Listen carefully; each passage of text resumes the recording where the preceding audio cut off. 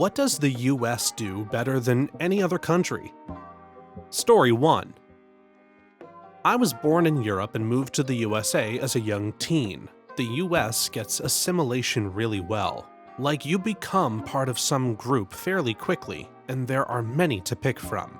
In Europe, we had 2 boys in school, one from the US and one from India. Those kids got picked on for years and years. They never ever were going to be considered to be one of us, and never will. The US has this thing where if you play a sport and win as a team, or get through something difficult together like a math competition, or a science lab, or play in a band that sounds good, suddenly you are one of everyone else. I had never experienced that before.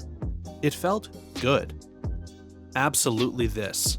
My grandparents were destitute Asian immigrants on one side, and the other side had a land grant from the King of England dated 1642. My parents met, married, and had us kids. We are considered 100% American. Nobody questions our parentage, our heritage, our cultural background. My little southern town has a Greek festival, a Filipino food truck that is the absolute best, pizzerias and soul food joints, and they all serve French fries. We casually assimilate everything and make it work. This is why I don't understand all of the hate that I see portrayed in the media and the people who let it into their hearts. Being American has always been about accepting each other and trying to build a world together no matter where you come from. Or maybe I do understand it and I just wish that I didn't. I want to love my neighbors, and I generally do. I have a hard time loving neighbors who hate their neighbors, though. Yeah, we were basically founded on that, and then we beat England in a war to keep it. Happy US Independence Day, which isn't really the day we won our independence, but rather the day we signed our Declaration of Independence, which was basically the declaration of war that kicked off the Revolutionary War. Good morning. In less than an hour, aircrafts from here will join others from around the world, and you will be launching the largest aerial battle in the history of mankind. Mankind. That word should have a new meaning for all of us today. We can't be consumed by our petty differences anymore. We will be united in our common interests. Perhaps it's fate that today is the 4th of July, and you will once again be fighting for our freedom, not from tyranny, oppression, or persecution, but from annihilation. We're fighting for our right to live and to exist. And should we win today, the 4th of July will no longer be known as an American holiday, but as the day when the world declared in one voice, "We will not go quietly into the night. We will not vanish without a fight. We're going to live on. We're going to survive. Today we celebrate our Independence Day." As a German American, I totally agree with you. My American mother tried to assimilate me in Germany, early 2000s, and it was so hard. I also was bullied relentlessly when I went to school there because I was labeled as an American. Now that I'm an adult living in the US, I have such an appreciation for how diverse this country is, especially the food. God, I love non-American food so much. I probably go to a foreign restaurant 90% of the time I go out to eat. I was in Ireland for the summer back in the 1980s when I was a teen. Of course, they thought I would suck at soccer, but I came from Kearney, New Jersey. Basically ground zero for US soccer. I was picked last but scored a goal from midfield in the first 5 minutes. So then they thought that I'd probably play cricket really well. I had no idea how to play and still don't, but apparently I played that really well. Don't ask me, I don't know. I hung out with those guys all summer and we were really tight. Story 2. I've heard from others that our air conditioning is top notch. As an American, I guess I take this for granted. I didn't know that AC isn't the same all over the world. What makes American air conditioning top-notch? My wife and I stayed in an Airbnb in Italy a few years ago. The air conditioning was a big, wide fan kind of thing that worked horribly, and it was blistering hot all week. We ran it anyway, and they charged us like 400 euros for the electric bill because of it. Mind you, the trip was phenomenal. The sights, the food, the people, etc. And I'd do it again in a heartbeat. But yeah, American AC is glorious. A lot of us could use better designed homes that would improve our heating or cooling. Homes built into hillsides or built with entryways above ground and living areas cool and underground. I don't know if any of us in the USA outside the high elevation plains still get cold winters, rain and ice for us. The USA is dedicated to enclosed housing with exterior machinery for cooling. Our AC makes it cold, therefore summer hasn't changed. We probably need to advocate for new buildings with an option for natural cooling. People just need to understand that their homes are not 100% accepted. Us poor with efficient homes that are not designed for the wealthy. Story 3. Build aircraft carriers. The US built 151 aircraft carriers during World War II. 151. That was just aircraft carriers. The sheer military production during World War II was insane. During the height of World War II, the US was building a brand new B-24 bomber every 63 minutes. The enemy could shoot down 12 bombers during a bombing run, and the next day not only would those 12 bombers have been replaced, but another 12 would be there to join them.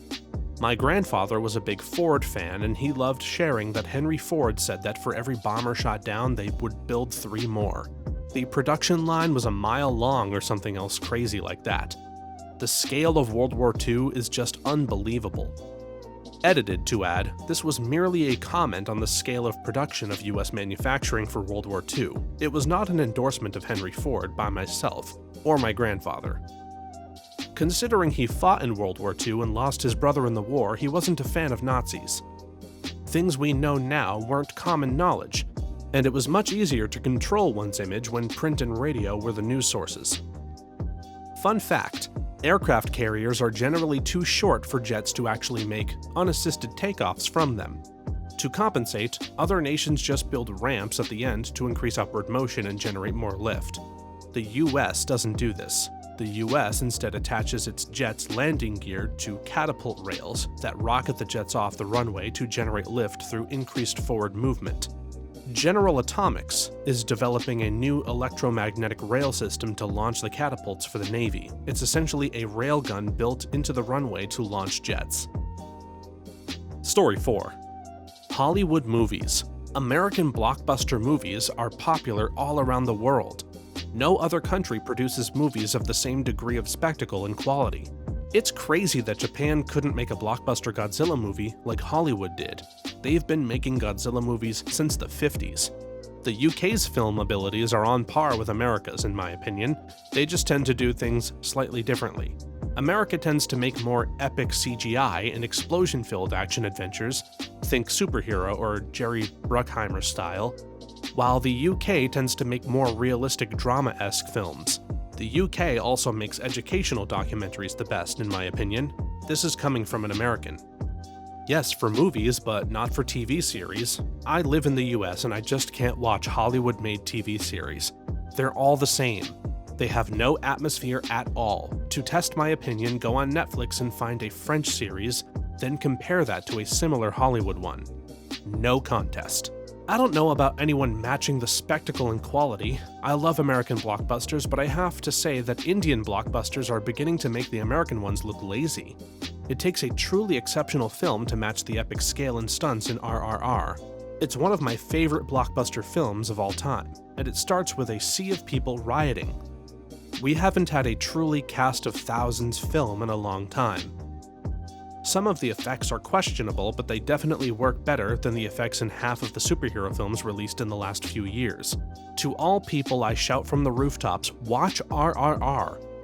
But also, I whisper, watch The Fall Guy. It's really fun and has the best stunts I've ever seen. Story 5. Disability protections and accommodations. The ADA is the world's golden standard, and it's not even remotely close. As a disabled vet, I feel pretty lucky to have the medical care and income that I do. The VA isn't always the fastest, but they have really stepped up their game in helping with mental health and substance abuse. I'd be dead right now if it wasn't for some good psychiatrists and social workers getting me into rehab. I know other countries take care of their vets, but not all of them do. It isn't a perfect system, but in a country where healthcare can be expensive, it's a godsend for me.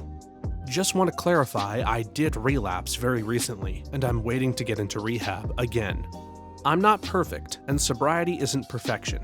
It's progress. It hasn't been a fun few weeks. But again, if it wasn't for the VA resources and the amount of employees who work there that check on me, I would have been done for long ago.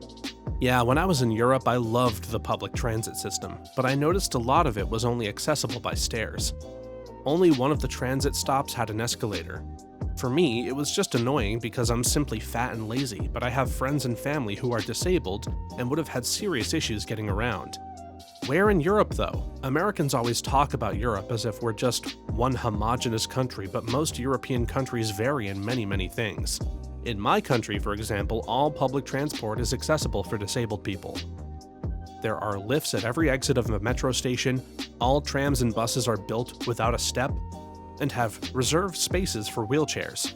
So just saying that it's better in the US than in all of Europe is a big stretch. I know, at least for my country, that it's a country mile better than anything I saw in the US, if there even was any kind of public transport at all. As someone who has a disability, no.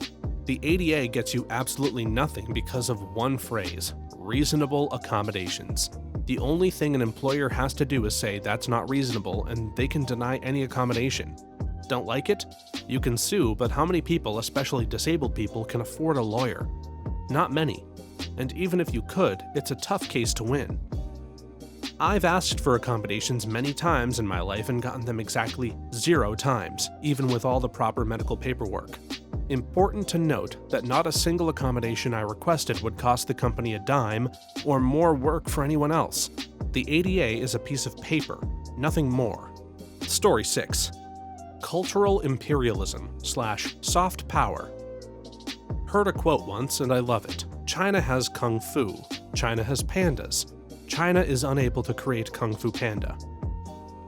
I heard a point about Kung Fu Panda and how the US was able to make a great movie about Chinese culture better than the Chinese movie industry, in large part because American characters could be shown to be vulnerable and fallible. This is in contrast with Chinese media characters who are supposedly shown to always be good role models and almost infallible, as this would be disrespectful. This difference is what gives American characters more depth and allows us to have better stories than many countries. Not sure how accurate this is, but thought it was an interesting point. This is kind of similar to how an American game developer made Ghost of Tsushima, a samurai game set in feudal Japan. It's extremely well done and does a great job of honoring and representing the culture and this historical period of Japan. A Japanese dev said a Japanese company should have made this game, but it's held back by the type of games a lot of Japanese companies make, and the characters are usually heavily inspired by anime. Ghost of Tsushima's main character has a very dirty/gritty look to him, and the rest of the cast is done in a similar fashion.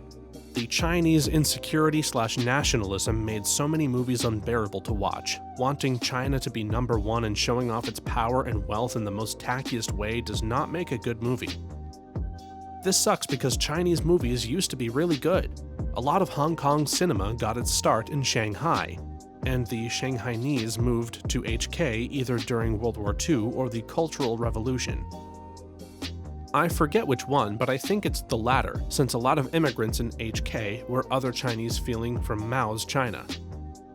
Yeah, some of the best Chinese films are those made by Chinese directors but were banned for release in mainland China because they critically showed China's recent history in a not-so-positive light. To Live by Zhang Yimou is one example.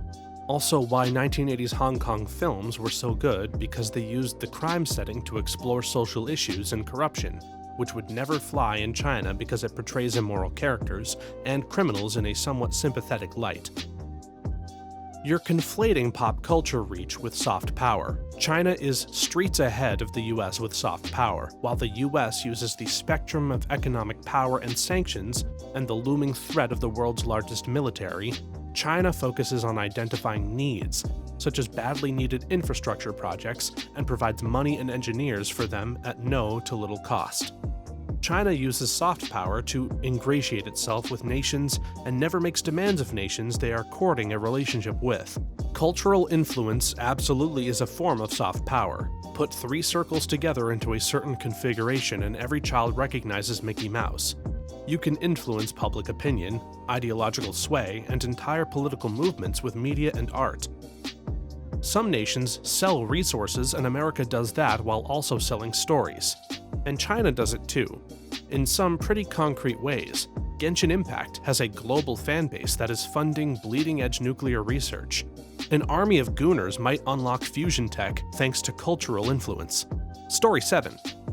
We have the most Olympic medals, so Olympicking. No, this doesn't do it justice. The US has 1,061 gold medals at the Summer Olympics alone. Out of all countries on this planet right now, Great Britain has the second most all-time medals at 950. The US has over 100 more gold medals than any country has gold, silver, and bronze at both the Summer and Winter Olympics combined. True, while Norway is absolutely dominating everyone in the Winter Olympics, there simply aren't as many winter sports to get medals in. I wonder what the tally would look like if there were as many winter medals as summer medals to hunt. As the USA is one of the most populous nations in the world, it is fair to count gold medals per capita to get the best country, but not totally fair as you can't get more than one gold. But I would count Norway as way better than the USA.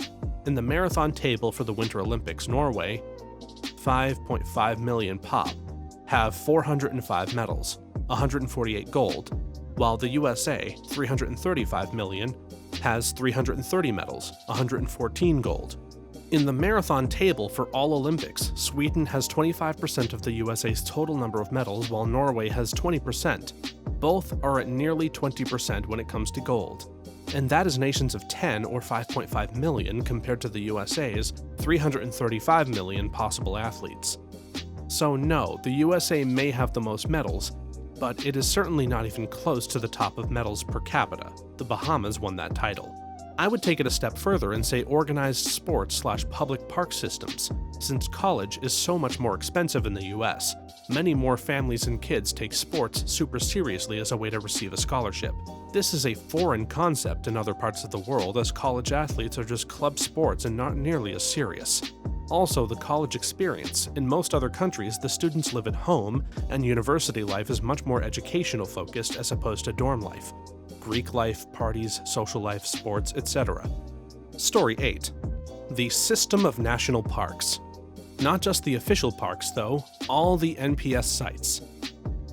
I've got one of those nerdy stamp books to document my visits to them. I just found one on an abandoned fishing island, Portsmouth, off the coast of North Carolina.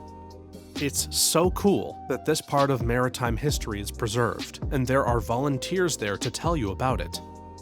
The volunteers at those places are top-notch. I stopped at Fort Necessity Battleground just on a whim during a road trip.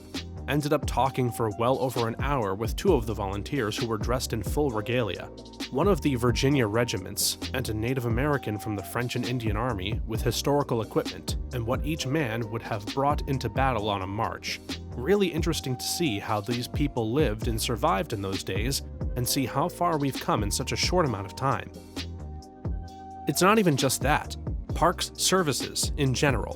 When I go on hikes, Washington Cascades, there are bridges, culverts, etc. that people have installed over the past century that make inaccessible places accessible. It's insane, and they are constantly maintained by park services and volunteers. Hiking in the Cascades is a wonderful thing, and it's all due to those people. National parks, national historic sites, and just historical markers in general. I went to W.E.B. Du Bois' home site, NHS, in Massachusetts. It's pretty much in ruins, but they have such a nice tour around the site to learn about him and his life. Just a few miles away, there's a field with a nice marker/information board in a field at the site of the last engagement of Shays' Rebellion. And both are literally just pullovers in the middle of rural western Massachusetts. Simple, but pretty amazing. Story 9. Cybersecurity. I just recently learned that the United States of America is the top gold standard in all things cybersecurity. I was actually a little surprised.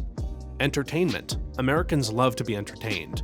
We spend more money on entertainment than anybody anywhere. That's all kinds of entertainment, from movies, music concerts, amusement parks, and even smaller forms of entertainment like movie theaters, bars and nightclubs, bowling alleys, laser tag, and even food videos. People don't realize that the NSA could dumpster every other cybersecurity agency on the planet all combined. Strategically, it doesn't, because every time the NSA moves, watchers learn a little bit more about what capabilities it has, and potentially what vulnerabilities it has.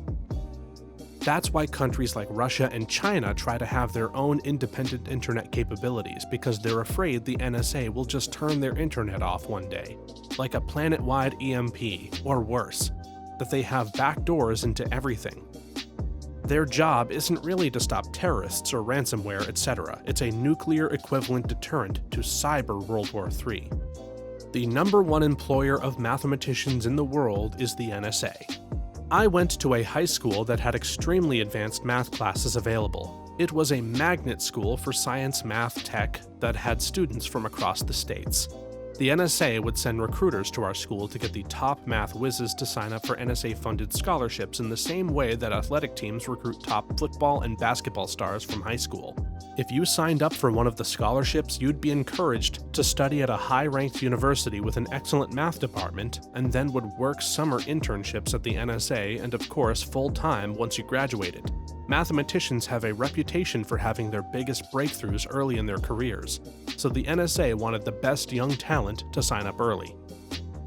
I agree with everything except for bars and nightclubs. If you travel to East Asia, their nightlife is bar none. The best part of this is everything, including convenience stores and restaurants, don't close at 2 a.m. When I was younger, I visited Taiwan, and this was my daily schedule, so I'd start with dinner with friends at a Japanese barbecue place from 7 to 9 p.m., and hit up a piano bar from 9 p.m. to 10 p.m., to pregame and wait for additional friends to arrive. Then I'll be at a nightclub from 10 p.m. to 2 a.m., switch to karaoke lounges from 2 a.m. to 4 a.m., go eat some beef noodle soup to sober up a bit, and hit a dance club until 7 a.m. Grab some dim sum and then go home to sleep. Wake up at 5 p.m., rinse and repeat. Cisco, an American company, basically invented and revolutionized modern networking. They didn't invent networking itself, but the protocols that they pioneered are what the entire internet we use today is built off of. Pay attention to everything you use in your everyday life, and it's crazy how much of it can be traced back to the US. Story 10. Logistics. Holy crap, do we do logistics well. Name your item, your point A and point B somewhere on Earth, and the United States could get it done in a day if it was so inclined. When it comes to logistics, the US military alone is the single greatest organization that has ever existed in human history. Our civilian world isn't far behind. Our freight rail is as good as our passenger rail is bad. Use the last of the coffee this morning, Amazon will have a fresh batch at your doorstep before you get back from work. I was a logistics specialist in the Army. To understand the capability of the US Army Logistics Corps, you need to understand a few things. At the beginning of OEF, Afghanistan for you youngins, we were seriously undergrad in the Vehicular Armor Department, driving around in government-issued HMMWV and LMTVs with minimal armor. The first few days saw a crazy amount of vehicles go down to RPGs, IEDs, and low-impact munitions. Within days, the US Army sent out an insane amount of armored vehicles to Afghanistan, as well as recovery vehicles and repair parts to keep their military protected. Not all, as I still saw a few leatherbacks during deployment, and the enemy had to keep innovating new ways to get past said armor. Days. The US logistics alone kept the US military afloat over there. I wrote up a whole response, but I deleted it because it was potentially compromising. I'll reduce the whole statement to the US military having multiple teams all across the country, and the whole globe ready and capable of responding to almost any incident anywhere in less than a day. I can tell you this from having relocated halfway over the Earth with multiple stops to pick up multiple equipment packages and supporting personnel within less than 24 hours. My brain didn't have time to reorient after the whole event when I woke up in the room I was staying in and I couldn't remember where I was. A couple of my tech sergeants went to a week-long class or seminar about logistics that the NCOs in my shop, and I think at the base, were encouraged to go to, and they said they were taught by the military that Amazon is the industry gold standard for logistics. I wasn't there, but that's what they said. They're probably neck and neck for the most part. I do remember being taught that the US military can move X amount of personnel with X amount of equipment to fight on X amount of strategic locations in X amount of time, and forgetting the exact numbers. They were still insane. Rail got in early and got lots of protections and subsidies. The old rail barons had lots of power and influence, and that is still in effect today. My SO works as a city engineer, and anytime they have a project that goes near a railroad right of way, they do everything they can to reroute the project, because negotiating with the railroad company is a huge nightmare. You can tell any other kind of transportation that you have to shut down a road or put up detours, and they just have to deal with it. But telling a railroad that they need to shut down for a few hours, it's like you told them they had to sacrifice their firstborn. The Army straight up moves entire bases, equipment, and all for its deployments. Like, you don't even understand. The Air Force, for example, leaves equipment in place and just rotates people out. The Army will pack up an entire base and move it for just a 6 to 12 month stint, only to move it back, constantly swapping in and out with other units doing the same thing. It feels unnecessary from a cost standpoint, but it's essentially constant practice to move anything and everything, anywhere and everywhere. Story 11. Cultural assimilation.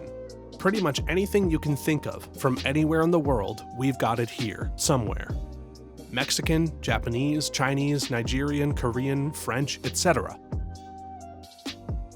If you like food, music, literature, religion, whatever, you can find it here. Outside of national parks, this is my favorite thing about living here. I love getting exposure to and learning from so many cultures different from my own. It's expensive to travel to other countries, but I can get a sense of my own backyard. It goes without saying about how Europeans travel to other countries all the time for visits and vacations. Meanwhile, the US is so huge and diverse that Americans travel to other states or even other cities. Lots of Europeans really underestimate how different the various states can be. They're essentially countries in their own right. I think you might mean multiculturalism, as opposed to cultural assimilation. Assimilation is most often talked about in the context of cultural assimilation, which is when immigrant groups are encouraged to adopt the culture, values, and social behaviors of their host nation. This means shedding or hiding aspects of one's culture, including certain foods, clothing, language, religious traditions, etc., that the host nation is unfamiliar with. Yeah, assimilation is not the correct term. I often see Americans use the term melting pot as if it's a positive, while I know in Canada we describe ourselves as a cultural mosaic, because assimilation and the melting pot have society becoming more homogeneous, while we prioritize multiculturalism and the preservation of each other's traditions. I think they genuinely do view assimilation as a positive. Compared to Canada, Americans generally seem to attach more value to things being American, including their people. America's melting pot still checks a lot of the classic nation-building boxes, whereas Canada's cultural mosaic is a bit more of an experiment. I'm not saying one is better than the other, but I agree with you that there is a distinction, and it's a lot less subtle than people often give it credit for. Story 12. Apparently the US produces the most crude oil. Yeah, we just do it by slightly different methods. North Dakota has a lot of oil production. A bunch of people were laid off when gas prices dropped, but until that happened, people made a lot of money. Also, the local towns hated the workers because there was not enough housing, so people would come from all over to work and either live in their cars, RVs, or just a tent. They all had good-paying jobs but couldn't find a place to live due to open inventory. But yeah, OPEC really controls oil, so it really doesn't matter if the US produces the most. We don't get discounts for local oil. So I was lucky enough to only work in eastern New Mexico and West Texas, but I worked with plenty of people who went to areas like North Dakota, and that sounds exactly right. The housing crisis was insane. I knew people who were paying $2,000 a month literally to sleep on a couch and have access to a kitchen and a restroom. The people making that money loved the workers, but locals who didn't want to let a stranger sleep on their couch, and as someone who spent a decade in the oil field, I wouldn't rent my couch to a random worker for $10,000 a month. Hated them. The one issue I'll take with your comment is that OPEC doesn't really control stuff anymore. They tried to bankrupt the US oil industry a little less than a decade ago. They only made us more efficient. During COVID, when they formed OPEC+, they were begging the Texas government to join them in cutting supplies, which was somewhat entertaining but ultimately didn't happen because it would be absurdly illegal. Now OPEC+ has to basically base their output on what America produces because they want oil around $70 to $80. Any lower, and OPEC countries can't afford their budgets. Any higher, and America ramps up production and oil plummets as a result. OPEC really isn't the bully they used to be, and they know that now. The most OPEC could do if America overproduced would be to sacrifice one of its members to war, thus eliminating most of that country's ability to produce and sell oil. Coincidentally, there seems to be some tension in the Middle East. Story 13. I'm an American living in Canada. I can tell you, with no uncertainty, that Americans are just better at hamburgers. I hate the stereotype, but it's true. Even the places here that are allowed to cook their meat to temperature, Canada has strict rules about meat handling, so most places just cook them all well done. Don't really understand all of the other stuff that's supposed to go on a good hamburger. A whole wheat bun with kale is just gross, and I've seen it more than a few times. America just has the right mixture of ignorance of consequences, indulgence, culture, and availability of ingredients that hamburgers are just better. I really don't understand this. A great burger is simple. Smash the patty with salt and pepper and put some cheese on it. Even if other countries are afraid of using the best burger cheese ever, American cheese product, there are plenty of other cheeses that are decent. The toppings are simple, onion and pickle, which are in most countries. Add some sort of basic sauce, mayo is 2 ingredients to make, and French in nature. It's not hard, it's delicious, and every country has great bread in some way, baffling. While smashes are great, based on OP's mention of well done, I think they may be referring to non-smash burger. Smashes are always well done, but are a magic of science. Now if you want a traditional more pub/B&G style burger, that's typically a 1/4 to 1/3 pound patty and it's thicker. Cooking a pub-style burger well done just turns it into a dry, crumbly travesty. I'm American and have only been outside the US to go to Montreal. I didn't have a burger there, I ate pounds of poutine and smoked meat. But it sounds like most countries won't serve you a burger that has any pink in it. Obviously you could make your own at home, but that doesn't seem like the focus of the convo. I'll stop rambling. I love burgers so much. I am originally from Italy, been living in the US for 20+ years. Italians have amazing beef, glorious bread, die-for cheese, no qualms about the rareness of the meat, and still can't get the burger right. Everyone I tried when I visited back home, even the more hyped and authentic ones, tasted inevitably like chalk and mush.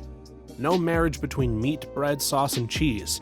And when bacon is added, it's soggy. I will fight to the death for Italian cuisine, but the USA wins on this one. Story 14. It is so refreshing to see the positive feedback in this feed overwhelm the negative feedback about what's happening in America. I haven't been this proud of where I live in a while because of all the negative stuff that fills most of the space.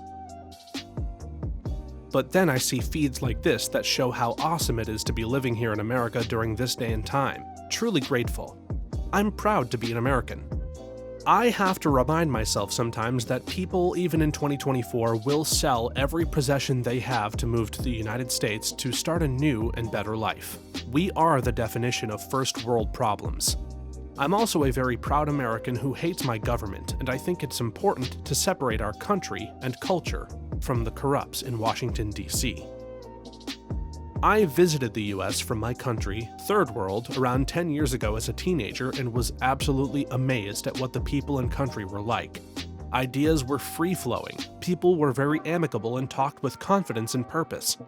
Big corporate offices with people in suits walking around next to boutique art stores with stunning art on display. It all felt like America is the place to be if you wish to be the best person you possibly can. Now I'm finally moving to the States for grad school and really hoping that I make it and bring about a change in the generations after me. I know there are flaws and the system isn't really conducive to people like me, but I will be trying my best. Story 15. Second chances. A lot of our most successful people bounced back from failure. In East Asia, Business failures typically don't get second chances, so you can't really learn from failure. You either have to start off with all the wisdom that others learn from having tried and failed, or you have to be really lucky. This sort of culture around business makes entrepreneurs risk-averse compared to the US. So the US is also better for risk-taking in new business concepts and models in a way that many other cultures are not. Thanks for watching until the end. If you have a similar story to these that you would like to share with us, please leave it in the comments below. If you enjoyed this video, please leave us a like and subscribe. For more videos like this one right now, please stop by our channel. Thanks again, and see you next time.